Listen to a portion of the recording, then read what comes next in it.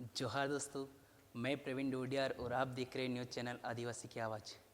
आज हैं खास मेहमान हमारे साथ जन जन के लाडले राजकुमार जी रोत साहब, जो कि 2 बार युवा विधायक रह चुके हैं और अभी हाल फिलहाल में भारत आदिवासी पार्टी ने इन्हें सिलेक्शन प्रणाली के तहत लोकसभा सांसद प्रत्याशी बांसवाड़ा डूंगरपुर के लिए चुना गया है। आज इनसे हम बातचीत करेंगे लोकसभा चुनाव के बारे में। जोहार, स्वागत राजकुमार जी हमारे चैनल में आपका।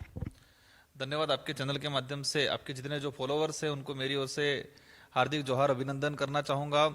मैं उम्मीद करूँगा कि जो साथी देख रहे हैं वो सारे खुश होंगे और आप सब मेरे प्रति, इस चैनल के प्रति अच्छी भावना रखते होंगे और मुझे उम्मीद है कि आप सभी इस चैनल को आगे बढ़ाने में, मुझे आगे बढ़ाने, उस विचारधारा को आगे बढ़ाने में मदद करें।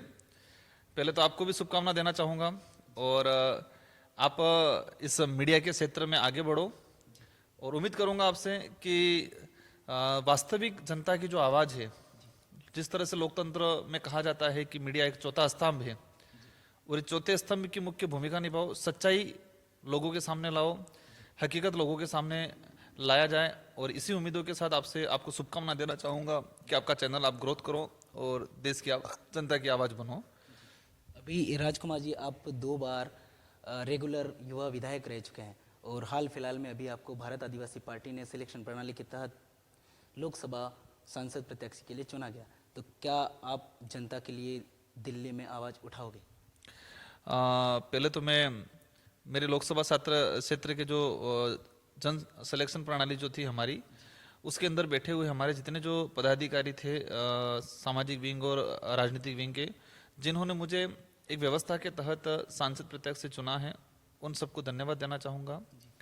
सभी लोगों को लगता है कि कहीं न कहीं हमारे इस आदिवासी बाहुल्य क्षेत्र के अंदर कई प्रकार की समस्या रही है। हम लोग कहीं न कहीं पिछड़े हैं, संवैधानिक जो प्रावधान है आज तक लागू नहीं हुए हैं, जो भौतिक विकास होना चाहिए था वो आज तक लागू नहीं हो पाया है। इन सारी चीज़ों को मद्देनजर रखते हुए यहाँ की जनता ने मुझे सांसद प्रत्याशी बनाया गया है और मुझे उम्मीद है कि सिलेक्शन उन्होंने किया है मेरा, इलेक्शन भी वो कर देंगे और मुझे जिता के संसद के अंदर भेजेंगे। अभी अगर आप सांसद बन जाते हो तो बांसवाड़ा डूंगरपुर की जनता, जो कि ST, SC, OBC और जनरल और माइनॉरिटी के लोग हैं, जो गरीब परिवार से आते हैं, उनके लिए आप क्या कदम उठाओगे? बिल्कुल, देखो बातें बहुत सारी है, इशू इतने हैं कि हम गिनाने जाएंगे तो 1-2 घंटे लग जाएंगे। लेकिन बड़ी बात जो आती है कि वो जो हमारी विचारधारा, हमारे एजेंडे को लेकर चल रहे हैं, हमारी विचारधारा के माध्यम से हमारे पार्टी का एजेंडा है कि हम इस क्षेत्र के अंदर संवैधानिक जो प्रावधान है उन प्रावधानों को धरातल पे लागू करें।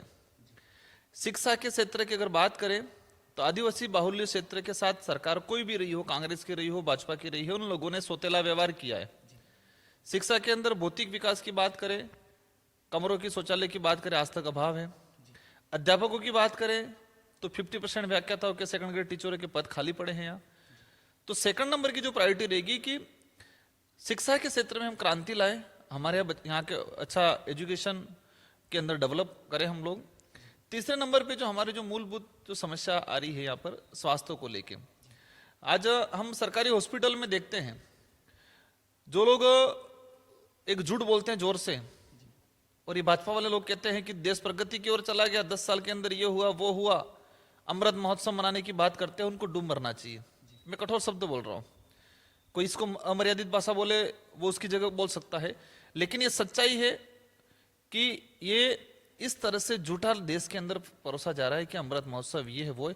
देश आज भी हालत खराब है। आज स्वास्थ्य के क्षेत्र में हॉस्पिटलों में जाते हैं, सरकारी हॉस्पिटलों में पीने का पानी नहीं मिल रहा है, एक बेड पे 2-2, 3-3 महिलाएं सोई हुई हैं और कह रहे हैं कि देश प्रगति कर दिया, 10 साल में ये कर दिया वो कर दिया।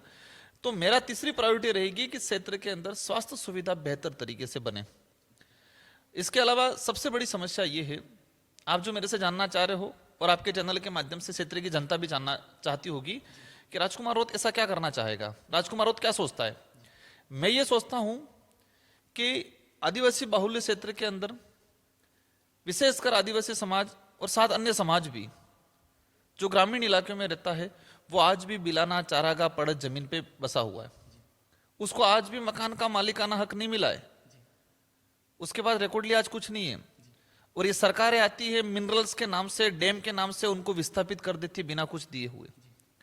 तो मेरी प्रायोरिटी रहेगी और मेरी विचारधारा की भी प्रायोरिटी ये है कि जंगल जमीन की लड़ाई लड़नी है। इसमें जंगल का जो जमीन का जो बात आ रही है कि जो व्यक्ति जहां बैठा है उसको मालिकाना हक मिलना चाहिए, उस पर हम लोग काम करेंगे। बातें बहुत सारी हैं अवश्य। पिछली बार 18 में मुझे विधायक बनाया, 23 में 84 की जनता ने दोबारा विधायक बनाया। इन पिछले 5 सालों के अंदर मैंने 84 की जनता के साथ साथ पूरे आदिवासी बाहुल्य क्षेत्र की जनता के साथ जनता के लिए काम किया और साथ ही संवैधानिक अधिकारों को लेकर हमने काफी लंबी लड़ाई लड़ी।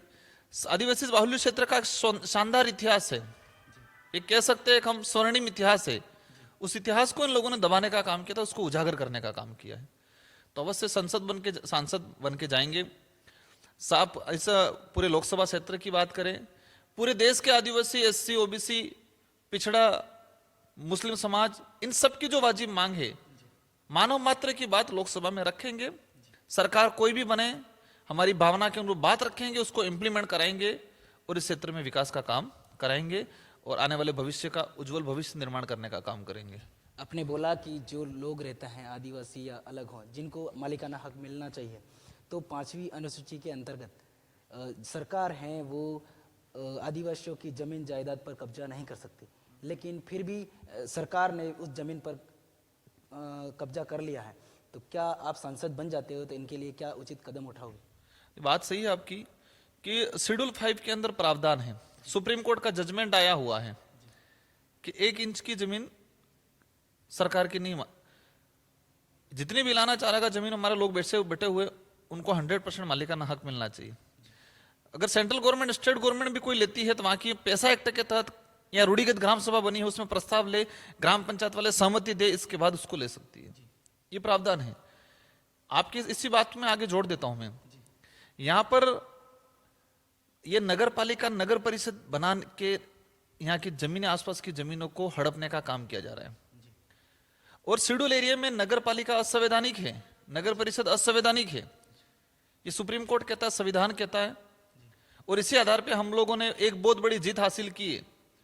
हम लोगों ने कोर्ट में गए, हमारे सिमरोड़ा नगर पालिका, साथ खेरवाड़ा, बाकी अन्य नगर पालिका, सारी नगर पालिकाओं पे स्टे ले आए हम लोग और बहुत जल्द इन नगर पालिकाओं को निरस्त करवाएंगे, क्योंकि शेड्यूल एरिया में नगर पालिका एक नरक पालिका की तरह है और यहाँ के लोगों के जो स्थानीय लोग हैं उनके लिए कई न कई नुकसानदायक है और ये असंवैधानिक है। इस बात को हम जन जागरण में बोलते आ रहे थे और अब कोर्ट ने सिद्ध भी कर दिया है। इन चीजों पे हम काम कर रहे हैं। मान लो जनता ने बांसवाड़ा डूंगरपुर सीट को रोमांचक बना दी, तो आपका भील प्रदेश के प्रति क्या उत्तरदायित्व रहेगा? देखो, भील प्रदेश की जो बात है ये मेरा आविष्कार नहीं है, ये गोविंद गुरु महाराज जो थे इनके साथ कई संत संसुरमाल महाराज हैं, हमारे कई पूर्वज थे, वो भील प्रदेश की डिमांड कर रहे थे। लंबे समय से, आजादी से पहले ये डिमांड चल रही थी और हमारे पूर्वजों के जो उद्देश्य थे उन उद्देश्य को पूरा करने आज मैं भी भील प्रदेश की डिमांड कर रहा हूं। इसमें इस क्षेत्र में रहने वाले अन्य समाज को भी कोई दिक्कत नहीं है, कोई भी समाज हो, एससी हो, ओबीसी हो, उनको भी किसी प्रकार की दिक्कत नहीं है। और अवश्य भील प्रदेश को लेकर लोकसभा में हम बात रखेंगे और अवश्य आने वाले समय में हमारा जैसे बहुमत थोड़ा बहुत भी बनता है, हम सरकार में एज ए किंग मेकर की भूमिका निभाते हैं, अवश्य भील प्रदेश बनाने का काम करेंगे। अभी आदिवासी बाहुल्य क्षेत्र में शिक्षा का स्तर बिल्कुल लो है, तो आप ऐसे क्या मुहिम चलाएंगे, किस प्लानिंग के तहत शिक्षा में सुधार लाएंगे? सबसे बड़ी बात तो ये है कि यहाँ का शिक्षा का स्तर बिगड़ता क्यों जा रहा है, ये सवाल बनता है पहले। क्योंकि एक तरफ कह रहे देश आजाद हो गया, 75 साल हो गया, ये हो गया, वो हो गया, लेकिन एजुकेशन स्तर गिरता क्यों जा रहा है? ये भाजपा और बीजेपी की बड़ी चाल है, कांग्रेस की। सरकारी मिशनरी, सरकारी सिस्टम को खत्म करना, सरकारी संस्थाओं को खत्म करना, और ये इतनी आसानी से मतलब एकदम जल्दी खत्म नहीं करना चाह रहे। वहां पर शॉर्टेज करते हैं, ये स्टाफ का शॉर्टेज, भवन का शॉर्टेज, अपने आप सरकारी विद्यालय खत्म होता जा रहा है। और मैं सबसे पहले आम जनता को बताना चाहूंगा कि कांग्रेस की सरकार हो या भाजपा की सरकार हो, वो प्राइवेटीकरण करने के चक्कर में प्राइवेटीकरण का बढ़ावा देना चाहते हैं और सरकारी संस्थाओं को खत्म करना चाहते हैं। वो उनकी मंशा है, लेकिन वो बोल नहीं पाते। वो काम करते हैं ऐसे तरीके से कि सरकारी विद्यालय के अंदर स्टाफ नहीं रहेगा, सरकारी विद्यालय में भवन नहीं बनेगा, एक कमरे में 3-3 क्लास के बच्चे बैठेंगे तो वहां का आदमी कहाँ पढ़ाएगा, फिर प्राइवेट में जाएगा। देश के अंदर ऐसी सिचुएशन पैदा की जा रही है और विशेषकर ट्राइबल इलाकों में ऐसी सिचुएशन पैदा की जा रही है कि सरकारी विद्यालय अपने आप ही खत्म हो जाए ताकि लोग प्राइवेट की ओर जाए। ये एक एजेंडा है उनका बड़ा कि सरकारी संस्थाओं को बंद करना और निजीकरण का बढ़ावा देना। तो सबसे पहले क्षेत्र की जनता को बताएंगे कि ये लोग ये चाल चल रहे हैं, तो सबसे पहले इस बाहुल्य क्षेत्र से कांग्रेस बीजेपी को खदेड़ना है।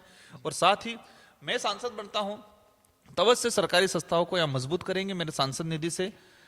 और आज मैंने पिछली बार विधायक निधि से भी मैंने विद्यालय के अंदर काफी काम कराया और सरकारी संस्थाओं को डेवलप कराने का काम करेंगे। अभी आदिवासी इलाकों में अन्य समाज की तरह हॉस्टल की सुविधा उपलब्ध नहीं है। अपने खुद समाज की हॉस्टल सुविधा उपलब्ध नहीं है जिसमें कोचिंग और कॉलेज में पढ़ने वाले बच्चे रह सकते हैं। क्या इनके लिए क्या आप उचित कदम उठाएंगे? बिल्कुल, टीएडी का एक फंड बना हुआ है, ट्राइबल एडवाइजरी काउंसिल भी बनी हुई है हमारी। उस काउंसिल में नए नए प्रस्ताव लेके अच्छा काम कर सकते हैं।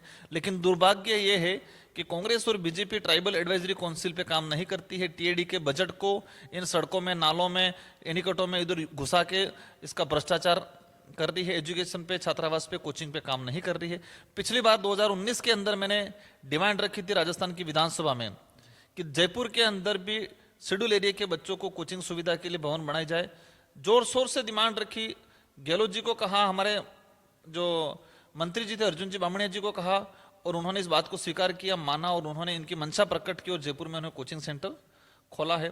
हम इसी तर्ज पे पूरे आदिवासी इलाके के अंदर ट्राइबल का जो पैसा आ रहा है टीएडी का, उस पैसे से ब्लॉक लेवल पे कोचिंग खोलने का काम करेंगे। और मैंने विधायक बनने से पहले भी घोषणा की है कि मैं विधायक निधि से भी मेरे तीनों ब्लॉकों के अंदर कोचिंग सेंटर खोलेंगे। और आज भी हम निःशुल्क कोचिंग किराए पे चला रहे हैं। इस पे हम अच्छा काम करेंगे और अवश्य इस बात को यहाँ के युवा समझ चुका है और उनको हमको साथ दे रहा है। अभी आपने बांसवाड़ा में बोला था, हाल फिलहाल जो कि आरक्षण की मांग को लेकर बैठक हुई थी, उसमें बोला था कि जो बाप पार्टी है कोई क्षेत्रीय पार्टी नहीं है, ये अरब सागर से लेकर बंगाल की खाड़ी तक जाने वाली पार्टी है।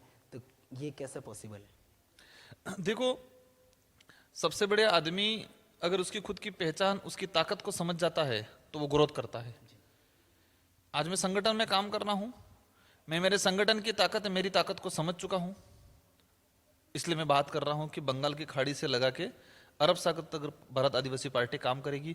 इस इलाके के अंदर पूरा आदिवासी समुदाय, एससी समुदाय, ओबीसी समुदाय, मुस्लिम समुदाय, अन्य जो मानव मात्र में विश्वास करने वाला समुदाय इस भारत आदिवासी पार्टी के साथ जुड़ेगा और हम सब मिलकर एक राष्ट्रीय पार्टी बनाने का काम करेंगे और बहुत जल्द राष्ट्रीय पार्टी बनेगी।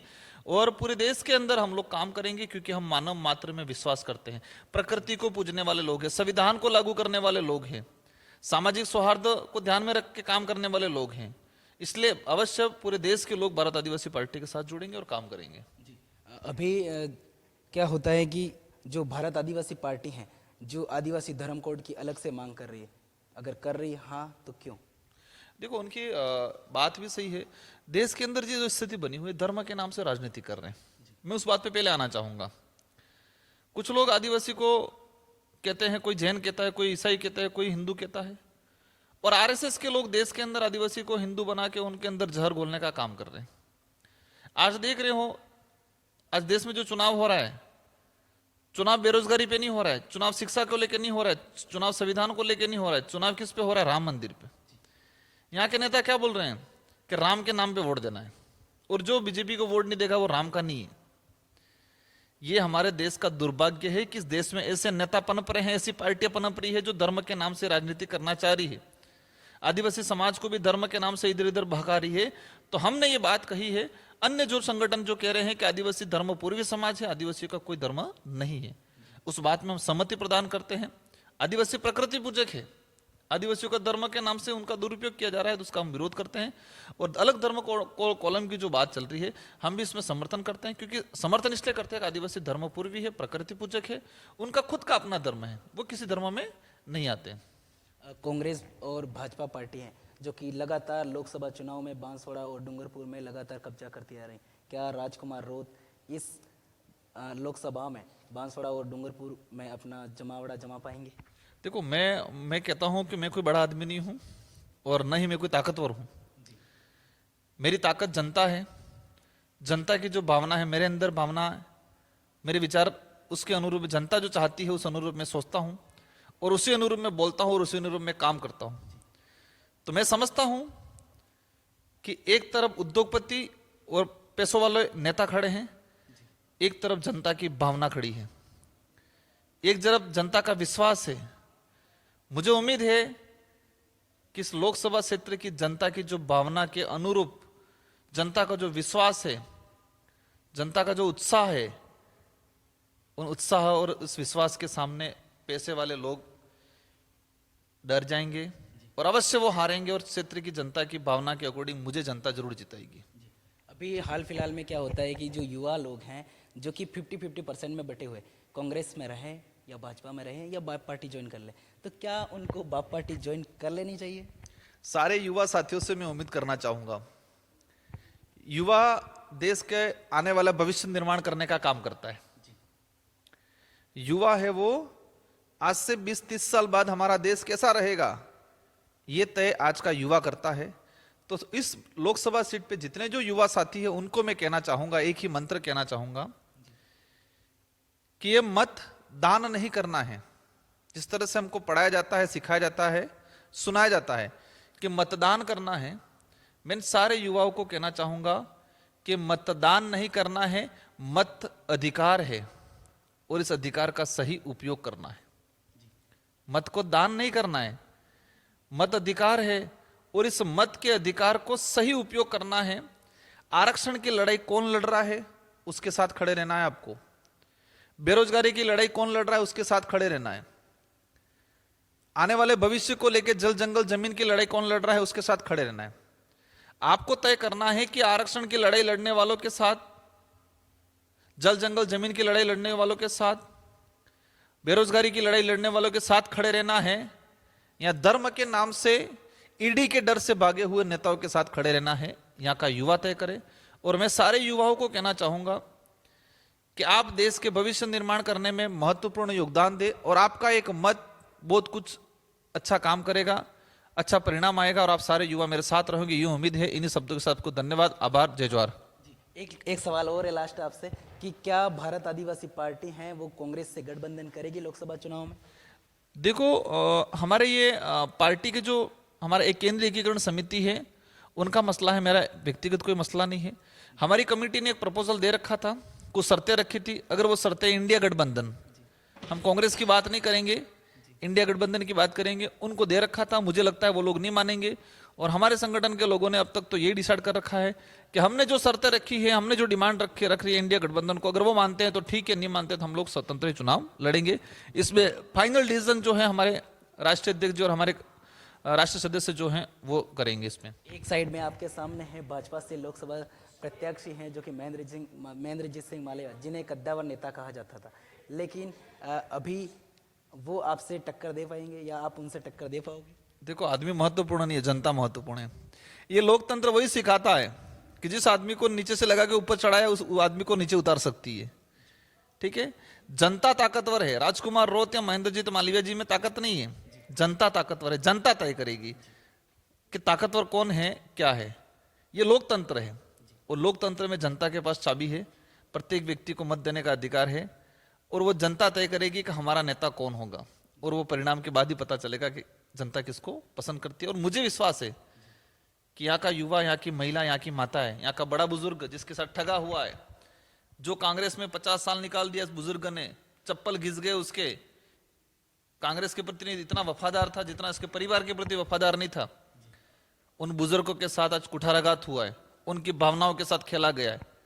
मालवीय जी के क्षेत्र में, बांसवाड़ा क्षेत्र में इधर से बड़ा लीडर मानते थे लोग, लेकिन उन्होंने जिस तरह से कांग्रेस के नेताओं के साथ, कांग्रेस के कार्यकर्ताओं के साथ, कांग्रेस से जुड़ा हुआ आम आदमी के साथ जो कुठाराघात किया है, वो कहीं न कहीं लोग नाराज हैं और अवश्य वो जनता उनको एहसास कराएगी और हमारे साथ खड़ी रहेगी।